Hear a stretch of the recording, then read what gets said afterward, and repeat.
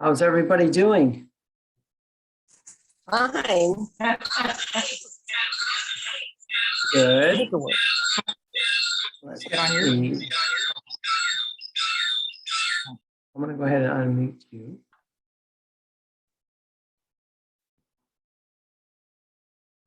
Hello. I muted some people just because there was a lot of feedback. Okay. How's everybody doing? We can do in the chat. Let me see if I can get my chat going. Let's see. Is anybody in the storms in the U.S., the Midwest? Anybody dealing with that?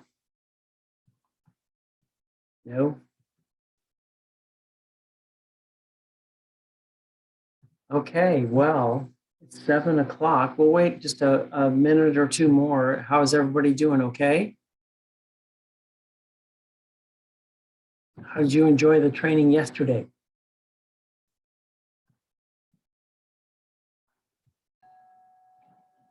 Hold on.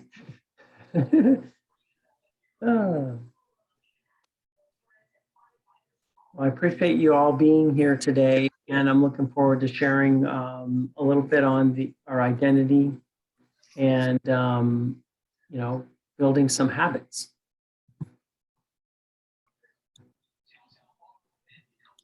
I'm going to make sure, Kathleen, can you just make sure if anybody wants in, we can let them in? If I see, I should be able to, so I think I'm co-host, so. Okay. Well, I'm going to go ahead and share my screen and we'll get going.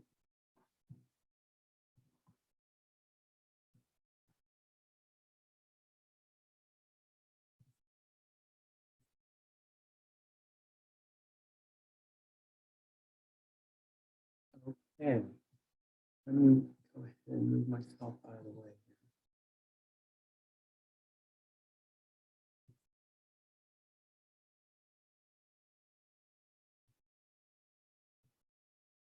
Right, can everybody see my screen?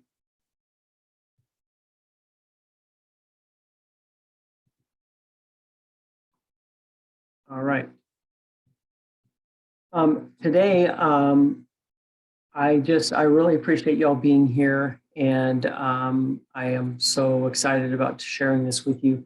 Today we're going to talk a little bit about your subconscious identity and your habits. And, some of you might have heard this information before, and some of you may not, may be new to you. So I just want you to come with an open mind, and I want you to just try it on, like you would try on a jacket or a coat or a dress or whatever. If it fits, definitely incorporate it into your life. If it doesn't, just try and find bits and pieces that resonate with you that you can try. It's all about trying new things and just kind of stretching yourself. So if anybody has any questions, Kathleen, I'll just have you kind of monitor the chat. You can interrupt me if you need to. Your identity is your destiny. So you may not realize this, but your subconscious identity drives you and even your athletic performance. So we get our self-image or we get what our self-image and identity are. And our self-image and identity control a lot of our life, and it happens automatically. We don't even have to think about it.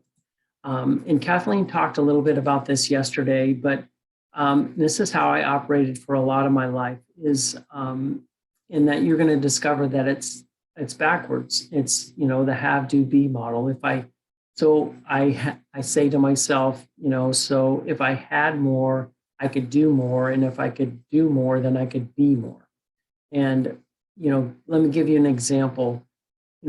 If I could say to myself, okay, if I could lose 5 or 10 pounds, then I would be able to be more effective in my workouts. And if I could be more effective in my workouts, then I would be more confident, more satisfied, more happier in my body, or I can feel better about myself. And, maybe you've thought that also, but the truth is, if your physical transformation happens, and sometimes it does, there's always going to be another mountain to climb. There's always going to be, another hill to ascend.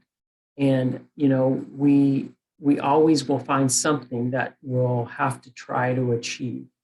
It'll just be a treadmill of things that you won't be either trying to achieve. You won't be happy. You'll be happy, and then you won't be happy because you haven't achieved it. So it's a broken strategy.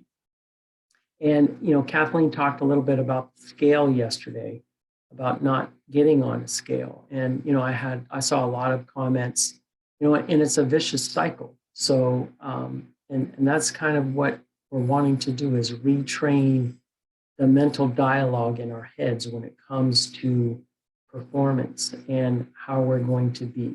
The truth is, there's no amount of physical transformation that's going to solve it for you. It's all about the mental transformation. We have to change the mental dialogue we have with ourselves. And, so the have, do, be model is backwards. And that's why it's so hard to get what we want sometimes. But the model we want to start working from is the reverse. It's the be, do, have. You see, your being comes from your identity. And this performance model is what we want to adopt and use. And, most of us put our attention on the doing. That's what I did a lot, is, okay, if I can do, if I can get up early, if I can stop eating junk food, if I can count all of my calories in order, and that will give me what I want. But the doing is only effective as the being, doing the doing. And let me say that again. So the doing is only effective as the being doing the doing. So who do I have to be to do the things that I need to do or have to do to get the things that I want to have? So your athletic journey or your health journey is the same. Who do you have to be internally, and how do you have to be, and what ways of being will actually help you become a stronger, leaner athlete? And most of us have operated, and I have for a lot of years, about the have, do, be model, and we're going to change that. So, we're going to talk a little bit more about ways of being in this training, and we'll get to that. So your ways of being come from your identity. And the big question is, what is my identity? It is the fact of being who or what a person is, and that's your identity. And we can be a lot of things. We can be a committed person. We can be a self-disciplined person. We can be an angry person. We can be a loving person. There's 100 different ways of being as a human being. But we're going to, and it may be even, your identity can come from where you grew up, what house you grew up in, and who you hang out with, and what you read, what you listen to. And, those things all build your identity. We have to become the person, be the person to get the outcome we want. Whatever it is that we want, we must first be that kind of person internally to have the characteristics to do what we need to do to create what we want to create. So everything you do or even do not do is a reflection of your identity. And so what I mean by this is, and this is a crude example, but did you smoke today? Because smoking is a doing behavior. I didn't smoke, and I'm assuming some of you didn't smoke, but I didn't smoke because at my unconscious identity level, at my self-image level, I'm a non-smoker. So if somebody actually did the behavior of smoking, then at the subconscious identity level, they are a smoker. And if they didn't smoke, then they're at the identity level a non-smoker. It's a crude illustration, but I wanted to get this point across, and that you can only do what you are. And it's easy for a smoker to do the behavior of smoking, and it's very hard for a non-smoker to do the behavior of smoking because it's not their identity. It's not in their makeup. I don't know if that makes sense, but I hope it did. Everything is a reflection of our identity. We must learn how to change the stories that we tell ourselves about who we are and what our ways of being are. Because, your ways of being and identity drive your behavior. So I wanted to go just a little deeper on that. So this is called the logical level, and it will make sense, once it's all filled out. But this is how we work. We work like an onion. We work from the foundation up to the top. So number one is the goal or the environment. These are the things that are outside of us. So our body image, our relationship with friends, family, your health, your endurance journey. So that's outside. That's what we want. That's the environment that we live in. Next is behavior. So it's the doing things. Say you want to eat better or get leaner, get stronger as an athlete. But in order to have that environment or the goal that you want, you have to change the behavior and do the behavior to make the goal happen. So we work really hard, and that's kind of where we get stuck, is we work really hard at changing our behavior to get the goal we want. And so I'm going to eat right. I'm going to make better choices. I'm going to fill in the blank. And so the next level is skills and capabilities. So if you want the goal, the outcome, the environment, and you do the behavior, have you ever asked yourself, what skills and capabilities do I need to do in order to do the behavior to get the goal that I want? So as an example, maybe you want to eat better, but you don't know how to cook. So that's a skill that you would have to develop in order to do the behavior of cooking healthy to get your goal.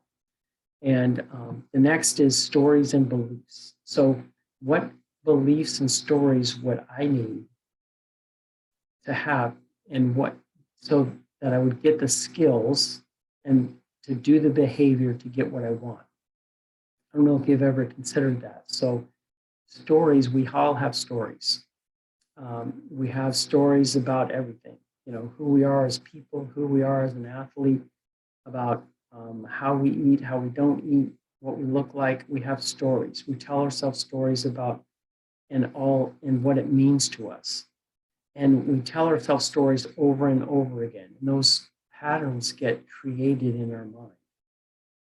And the stories affect our beliefs. And that trickles into what we think we're capable of doing.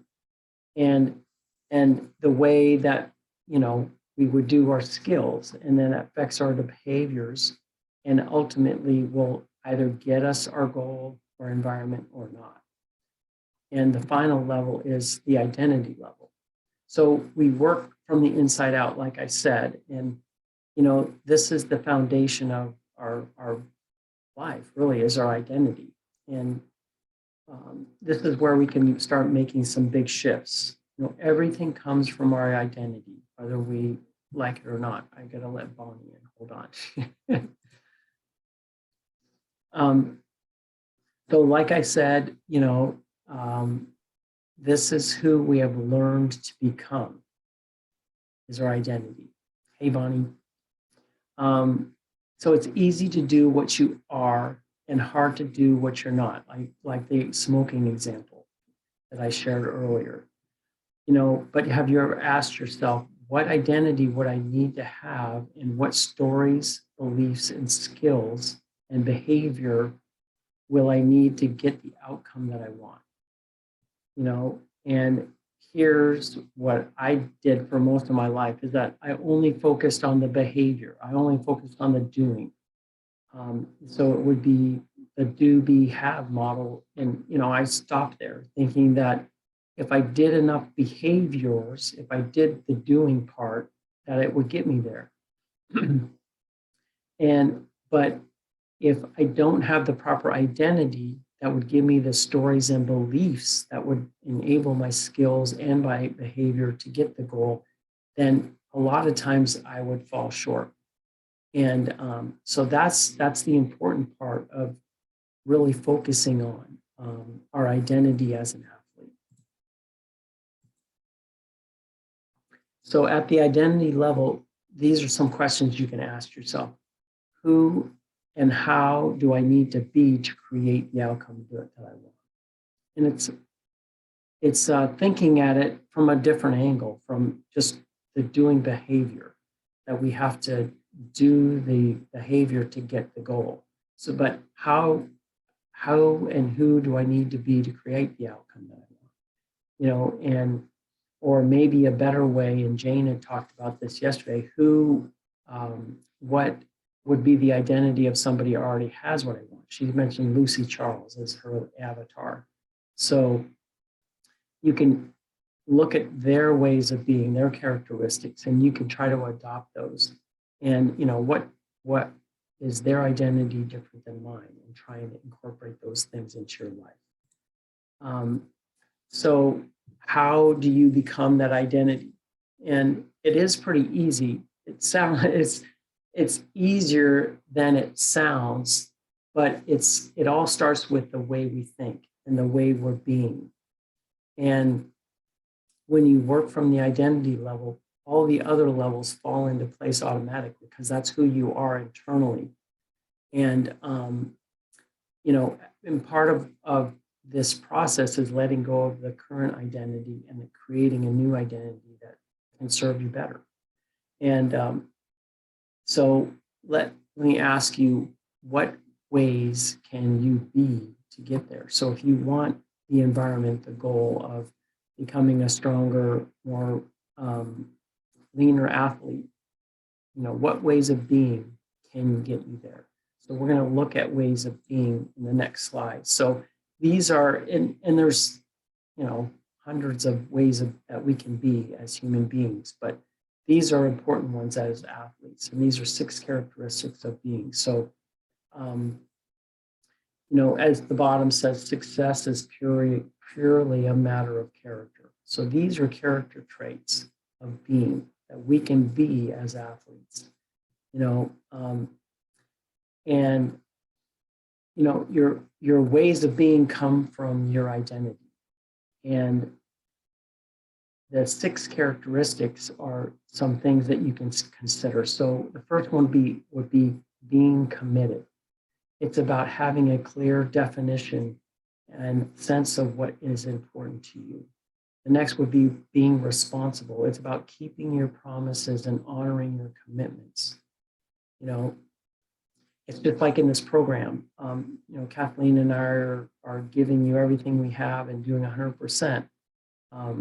But it's your responsibility to show up and take action and do the homework and be active in the Facebook group. So that's something that you have to be responsible for. We can't be responsible for that. And we all have that responsibility. The next one is self-integral.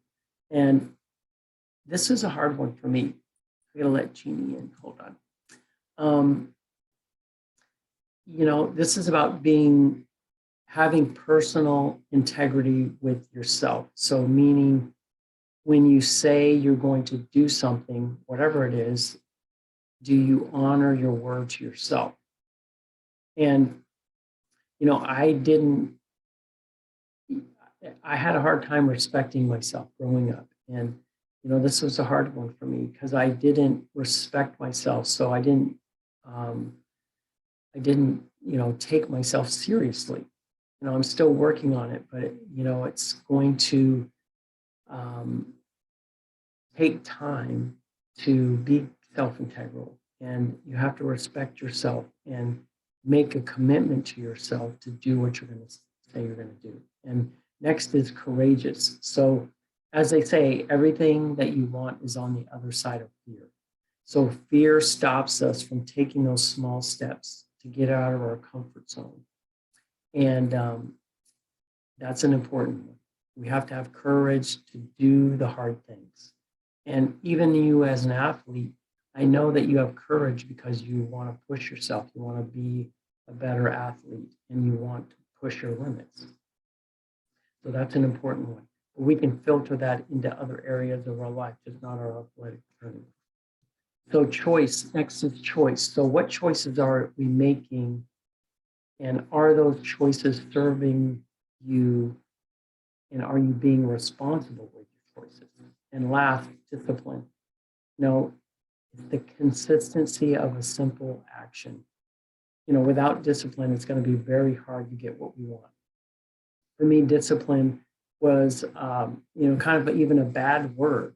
I just didn't like the term discipline because it felt like I was boxed in and I would be restricted.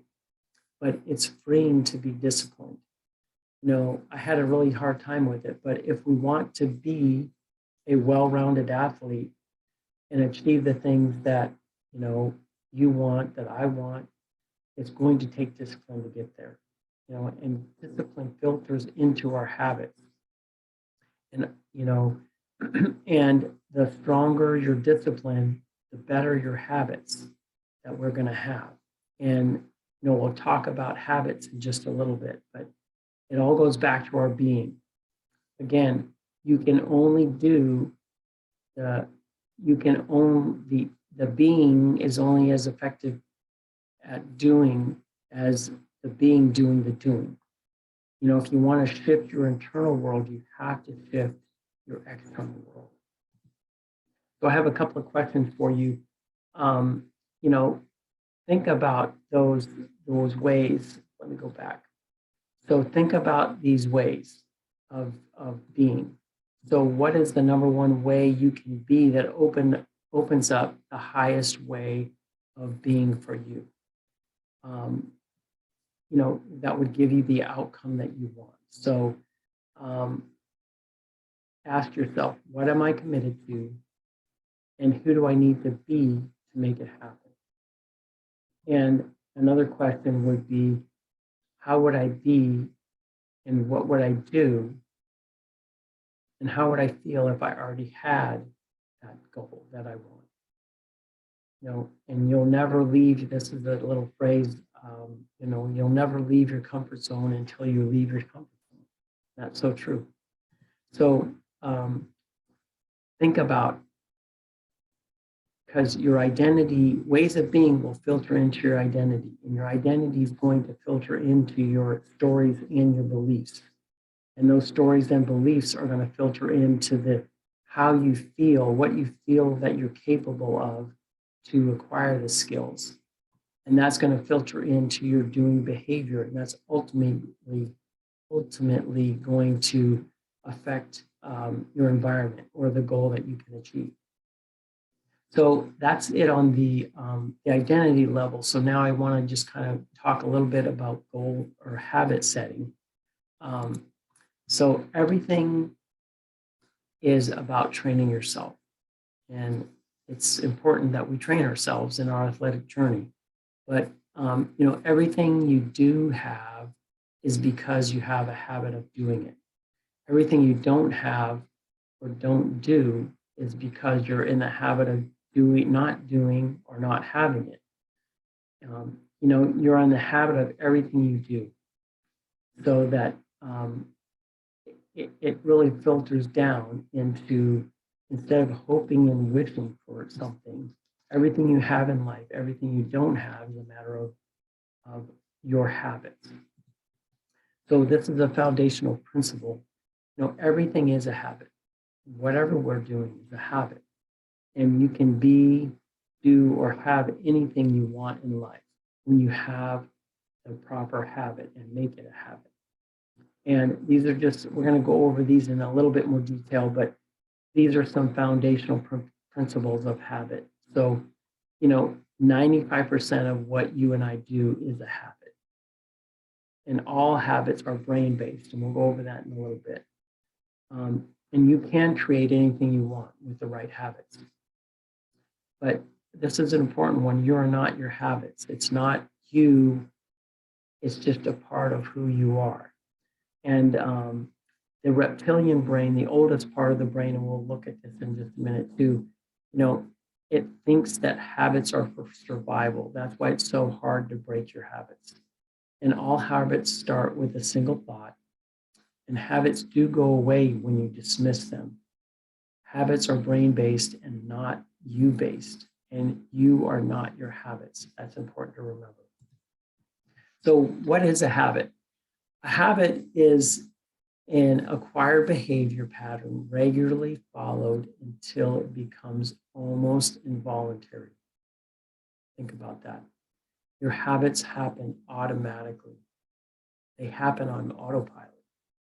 And let me give you an example to prove that. I want you to think about when you got up this morning. You didn't say to yourself, what do I want to do first today? Do I want to brush my teeth? Do I want to go to the bathroom? Do I want to make a cup of coffee? Do I want to take a shower? We don't think like that.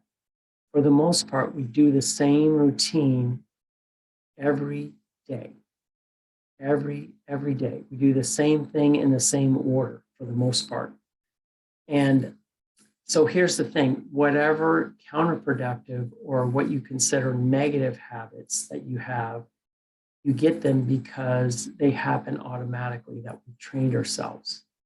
So you do them day after day without even thinking, and even some of them will sabotage us.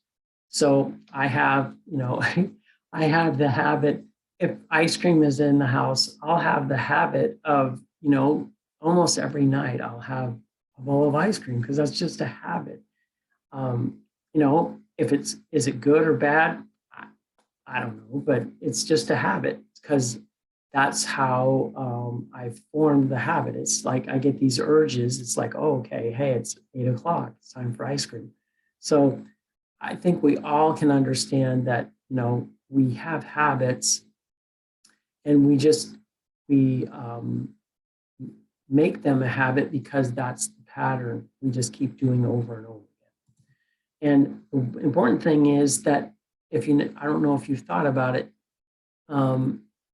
you were born without habits. We learned our habits. We first create our habits, as Buddha says, and then the habits create us. We don't even realize that we adopt habits from doing them over and over and over again. It's kind of like tying your shoes. We don't, so, and this is I'll segue a little bit. Our brain conserves energy. So it forms habits so that it will conserve energy. So the brain doesn't want to say, okay, I have to relearn to tie my shoes every time. I have to relearn every time I get back on a bike to know how to ride a bike. Your brain forms habits so that it saves energy. And so it doesn't, it's just a habit. It's just what we do. And, it's even a habit in our thinking. So we learn our thinking from thinking things over and over and over again. It's all a habit of thought. We think them over and it becomes just a habit. So really our habits do create us. And so I want to not go too deep, but there is such a thing as called the habit brain. So we have lots of different parts of the brain, but I wanted to just talk a little bit about these three parts. The reptilian part of the brain, and number one, so it's in the lower left-hand corner. This is the fight or flight part of our brain. It's called, the reptilian. It's the survival part of our brain. It wants to keep us alive. So then that's the mammalian part of the brain. That's the feeling part of the brain.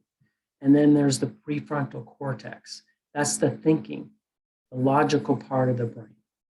And, you know, I've always tried to think my way through my habits, or if I'm wanting to break a bad habit, I try to think my way through it. But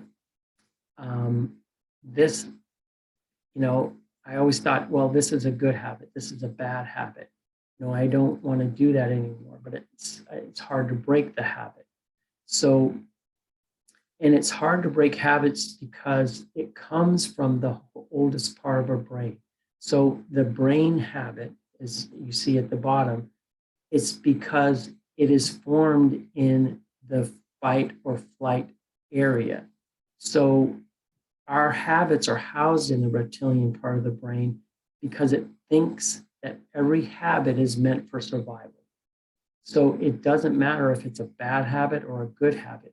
The brain only looks at habits as a survival mechanism. You know, that's why it's so hard to break habits. And sometimes it's even hard to form new habits because the brain's trying to protect us. It just wants to keep the same program running all the time.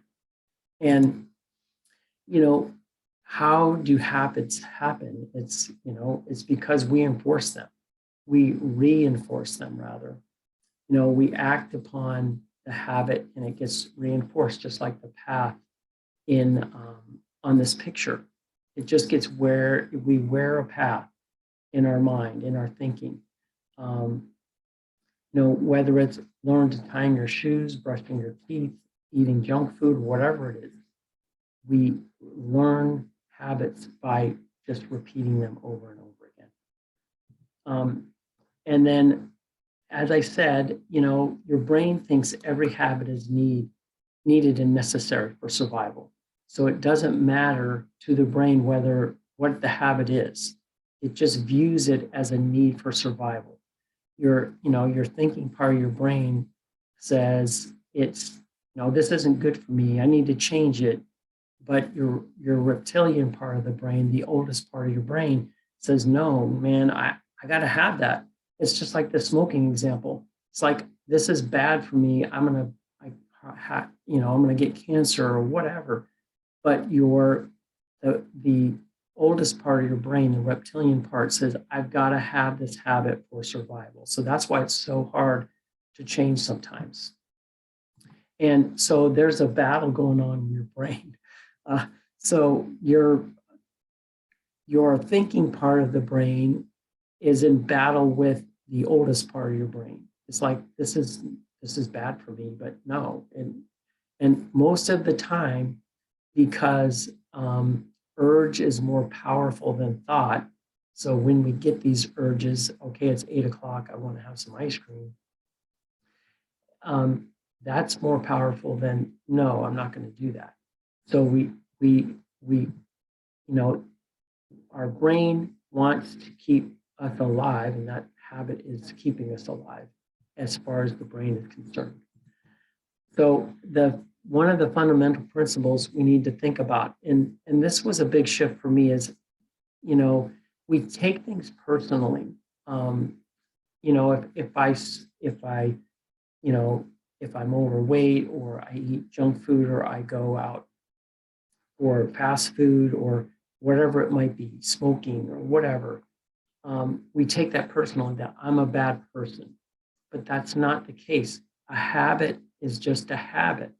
And we have formed the habit just because we kept doing it over and over again. Good, bad, or good habit or bad habit, in our opinion. So a habit is not a reflection of your character, of you. So that's important. You know, we personalize our habits, but it's not about you. It's just a habit. It's like tying your shoes, or going for a walk, or whatever. You do all the same things all the time. It's just a habit that you formed over time. And, you know, the brain's only doing the job that it's supposed to do. It's not about you or the kind of person that you are. It's just a habit. So again, you're not your habits. It's just habit voice in your head. And it's the little voice on your shoulder that yells to you when it's time to do that habit. So think of it, and I don't want to beat a dead horse, but it's just that those continual thoughts of when we do something in a certain way on a certain time in a certain day. I mean, it's just the brain doing what it's supposed to do. And most people feel powerless to stop the habit voice because they don't know it's just habit voice. It's just something the brain does automatically because that's what it's doing. Um, and you are not the voice, you're not that thought. So when you see the habit voice, it's just an alarm clock. So it's like when you get up, it's like, okay, I go to the bathroom first in the morning, then I'll go get some water, then I'll go brush my teeth, and then I'll take my vitamins. And, so it's just a habit that I formed. And so when we realize that it's just an alarm clock that goes off in our brain, then it's easy to look at it as it's just a part of my brain that thinks it's a survival mechanism. So this is just some examples of as far as eliminating bad habits. If you have a bad habit that you want to kind of kick to the curb, I want you to just pick one. Don't pick, I got to change 5 things. Pick one. And the important thing is that you make a declaration about eliminating it. So you can kind of make a promise to yourself, be self-integral, that I'm going, I want to wake up early. I can declare to myself that I'm going to wake up early. So, nothing's going to happen until you decide. And, you have to give yourself time, give yourself grace to change.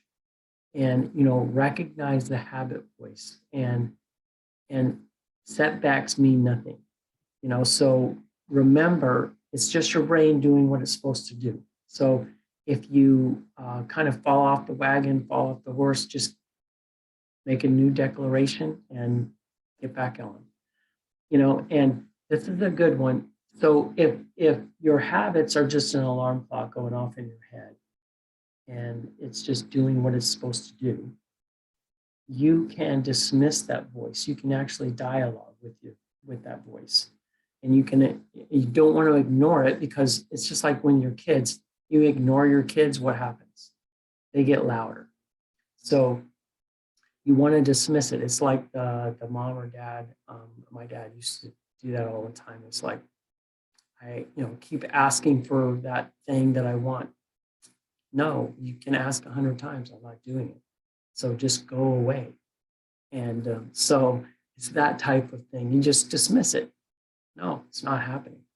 So, and the other thing you can do is move your attention. So that's an important thing you want to do when you're trying to get rid of a bad habit. So when we want to start a new habit, the habit voice actually kind of chimes in here too, because, we try to start a new habit. Maybe you want to start a new habit of getting up early or whatever. So we say, okay, I'm going to get up at 6 a.m. every day. But the habit voice kicks in. And not only it happens when you're trying to break a habit, but it will happen when you're trying to start a new one. It's like, Don, you don't get up at 6 a.m. You get up at 7, or you get up at 8, or get up at 9. This is not normal. That's the habit voice. And most of us collapse at this point because we notice we agree with the habit voice. It's like, no, I don't want to get up. I want to get up. I want to stay in bed. I didn't. And so whenever we try to make a new habit voice actually gets in the way of us making that new habit. But what we want to do is meet the voice, and we want to dialogue with it. So it's like talking to yourself, I guess. I don't know how else to put it. When the voice tries to get you to stop the new habit, you simply start talking to it. Say to yourself, I'm starting a new habit today. I'm going to start getting up at 6 a.m. every morning. That's my new habit. And you can also support that new habit by saying to yourself, I'm devoted to getting up at 6 a.m. every morning. And the key is to, get your self-talk in the direction of supporting the new habit. That's important. And you can also say, I do this daily. I get up at 6 a.m. daily. So you're using positive self-talk to reinforce the new habit. So realize that, how to start a new habit is you want to choose a simple habit that you can do easily. So say this week you want to try to make your bed every day or get up a little earlier every day. But pick something simple that's not going to overwhelm you or your brain. And you want to write it down. And you want to do it for a week. And you want to also do what are habit cues and time cues or activity cues, meaning that you already do things, you already have habits. So a habit cue or time cue would be you could set your alarm, okay? At 5 o'clock every day, I'm going to go for a walk, or I'm going to, spend time with my kids, or whatever it might be. If you want to get in the habit, you have to have a time cue or an activity cue. So an activity cue is after I brush my teeth, I will do X, Y, Z. Or when I get home from work, this is what I will do. So you can attach a new habit to a habit that you're already doing. It's called habit stacking. So, and the other thing you want to do is track your new habit. You want to be tracking either on a phone, or I'll share a little bit of some ideas, but you want to be tracking so that you hold yourself accountable. And the other thing, number 6, is you want to reward yourself. So this is really important. Excuse me. You want to reward yourself in a meaningful way because it reinforces the new habit that you're doing. And it makes you feel good. It's like, okay, wow. And it tells your brain, hey, this is good. This is something that I'm doing that's good. And then you just want to repeat the process. Repeat, repeat, repeat. That will reinforce the new habit. So you want to create a habit of creating a new habit. You want to reinforce that part of the brain. So the other thing that you can do is you can get a habit app. There's tons out there. All you have to do is go on your app store and search habit trackers or habit apps. The Loop habit tracker is a good one. Streaks, there's a whole bunch of them. It can help you track your progress. But if you don't like using apps, you can use just pen and paper. And so this is a 90-day kind of like wall laminated thing that I had a picture of. So, tracking your progress weekly is vital. So if you decide to do something like getting up early, I use that example again. So you say, okay, this week I'm getting up at 6 a.m., 5 a.m., whatever it might be. You have to do something that keeps your habits in front of you to keep you accountable. So say you have check marks every day, but say the first or second week, your thing looks like this. And, that is telling yourself that, you missed something. You just didn't, have the discipline to do what you said you were going to do. So all you need to do is just make another declaration and start again. Start again. Don't take it personally. Just get back on the horse and try to improve. Whether you decide to use a habit app, pen or paper, do something that will keep your habits in front of you and help you keep on track. And, final is all you have to do is start. And it's just one thing. Start small and you will train yourself to create good habits. And But that's all I have today. Do you have any questions? I haven't been able to check the chat. So, final thoughts are just, think about the ways of being that you want to be that are going to get you to your goal. And then number two is, what habits can you create and habit stack on other habits that will get you where you want to go? So, Kathleen, were there any questions? I think there were a couple comments just with,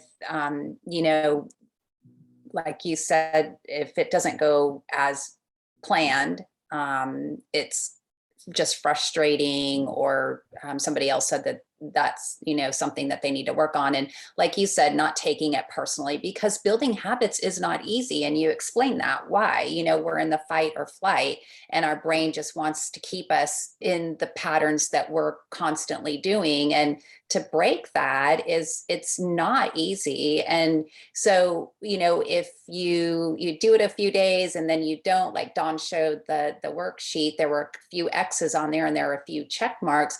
The thing is that it's not failure. It's not, like you said, don't take it personally. It's really just looking at that and saying, okay, well, why did I have these X's here? What got in my way? Was I not committed enough? Or how did I not stay in integrity with what I said I was going to do? If it's getting up early, I know sometimes for us, we're going to bed later than what we typically go to bed for, or the time that we go to bed. And so getting up early with less sleep is much harder. And for us, that would be, a hard habit to stay in integrity with, because sometimes it's just all over the place. So just kind of reevaluating the habit that you want to change maybe. And is it something that's very realistic for you, or are you setting yourself up for failure from the very beginning? And again, kind of like the success path that is in the handout that I posted for yesterday's training. It's like, what is in your path that might throw you off, and what can you do to clear that path so you can be more successful in changing habits and being in that being of who you want to be and creating more success. So I think maybe just thinking about it in that way. And that's one thing we've had to really learn and work on, is that failure means nothing except that it's a learning lesson. And what can you learn from it and take away from it to help set yourself up for success? Does that make sense? Yeah, no, failure is only feedback. And it's just like when you do a workout or a race or something just doesn't happen right, it's not a reflection on you as a person. I wanted you to really get that. And it doesn't mean that you're a bad person, or that something's wrong with you. Especially habits. We're human. We're not going to be 100% all the time. So feedback, it's like, okay, well, what can I do differently next time that can get me a little closer to where I want to be? And I think, like earlier, you were saying it's not good or bad, and it's just like, and I'm going to talk about this a little bit at some point in the 6 weeks about good and bad food, or I was good today and I was bad, or I was bad because I ate this and I shouldn't have, but I was good because I stayed away from it, kind of a thing. And we like to label ourselves good or bad, and it's all neutral. Food is neutral, changing habits is neutral. You're not a good person or a bad person for what you do. And so that's just important to understand, and I guess just in your mindset, working on that just because you slide back a little bit doesn't not mean that you're a bad person or you were bad. It just, something got in your way and you just need to clear the path and make, get that path open to make some change. But the one other thing I was gonna, and I don't know if you've seen this in any of the studies that you've done about changing habits, but if you're trying to change one habit, is it beneficial to have something that you're going to replace so you're focused on this habit that you want? Does that make sense? Like, say, if you I don't know, like if you are drinking a lot of caffeine throughout the day and you want to try to cut back on your caffeine. So instead of having lots of caffeine, you're doing maybe some herbal teas, or you're increasing your water intake, and that play, does that make sense? No, I totally agree. And I think a lot of people on the call today could relate to that because, yeah, I mean, there is a void, there's a vacuum, there's something Right. you need to replace. It feels like, yeah, something's missing. Go ahead, Correct. sorry. Yeah. So yeah, your brain will go, well, that's part of the habit voice is like, what's going on? This isn't normal. This isn't, the way it's supposed to be. I have to use more energy in my brain to figure it out. And so that's when we get anxious, and that's when we either revert back to the habit because that's just the way it will be comfortable and normal. But yeah, no, we do. It's important to find something that is going to replace the, bad habit, if you want to call it a bad habit. But yeah, I totally agree. And so you got to Yeah. find creative ways to come up with ideas. And like I said, just have grace with yourself. Be patient. I mean, it's going to take some time. Your habits didn't form overnight, and you won't form a new habit or get rid of an old habit overnight. Mhm. So for you all that are participating in the scale challenge, if you're weighing every day or you're weighing once a week, like on Mondays, what is it that you can put in the place of that habit that you have? So like Dawn was saying, typically you're weighing in the morning, probably before you get in the shower. And like Don was saying, he has his routine. He gets up, he goes to the bathroom, he gets water, he brushes his teeth, he has his vitamins. If he removes one of those things, it's gonna feel weird. And like he said, a void. So, and the scale is strong.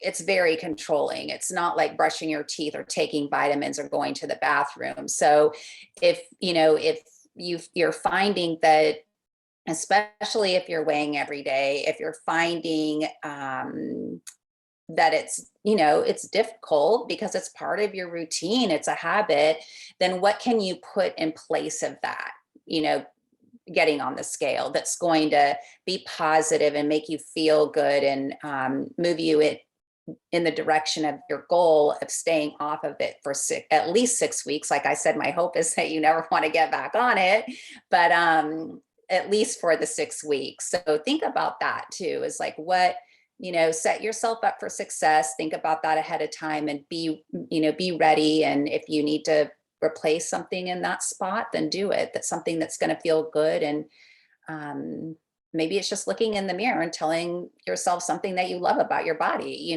whatever it needs to be. So Yeah, I don't know what the feedback is. I think it was, who was it? Bonnie? No, Sharon. oh, Getting a little feedback on her end. Hopefully it wasn't too bad. I don't know. But yeah, so do you all have any questions? You're welcome to open up and ask if you want, or you can call it a night. Yeah. We want to respect your time.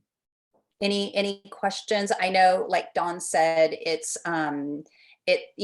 takes a little bit to wrap your mind around it because it's totally backwards to what we're used to doing, how we're used to thinking, how we're used to working. But really, just, I had mentioned this earlier. What did I say? I don't know if I'll be able to find it.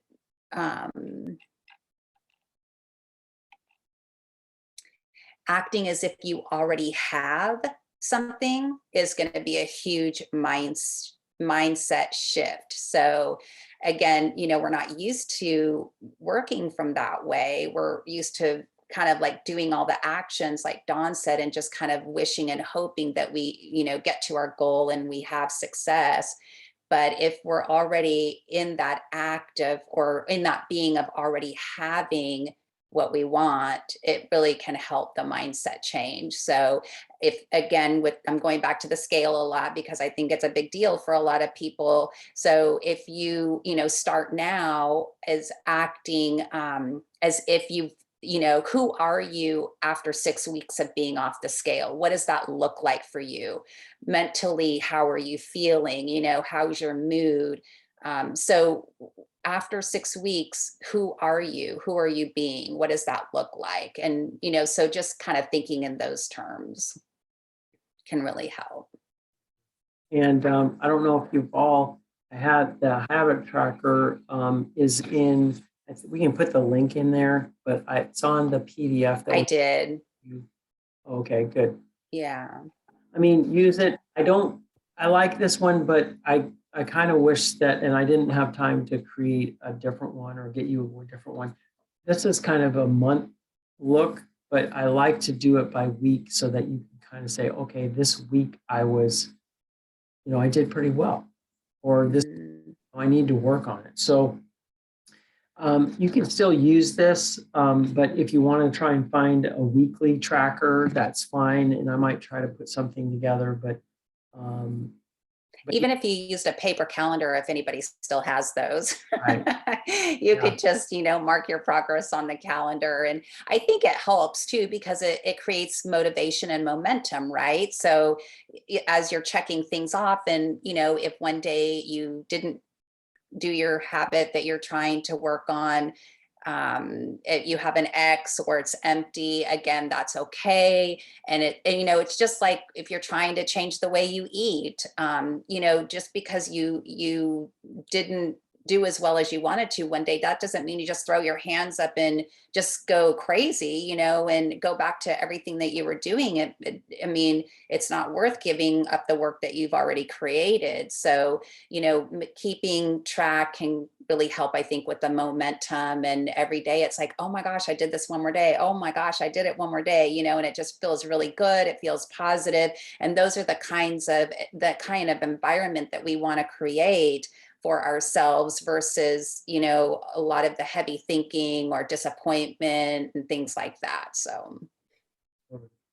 Yeah. And I mean, they say that, I think it's longer. I think they say it's 28 days or 21 days to form a new habit, but it's about just repeating that same process and being committed to it. And even if you have, a day or two that isn't on point, it's okay. It doesn't mean that you're a bad person. So Yeah. it's just your habit voice, kind of derailing you at times, and give yourself grace to not be perfect. So Yeah. anyway, all right. Anything? I don't think so. Good. Okay. Well, thank you so much for coming. Yeah, thank you. We'll put and I didn't get this into the Facebook group. I didn't put it live, but we'll put a replay in the Facebook group. Yeah, we're having some trouble just with the group connecting through Zoom. And so we're going to get that figured out, but we should hopefully by tomorrow or for sure next week, we'll get it live streaming into the Facebook group as well. So, all right. all right. Thank you so much for being You guys here. have a great night.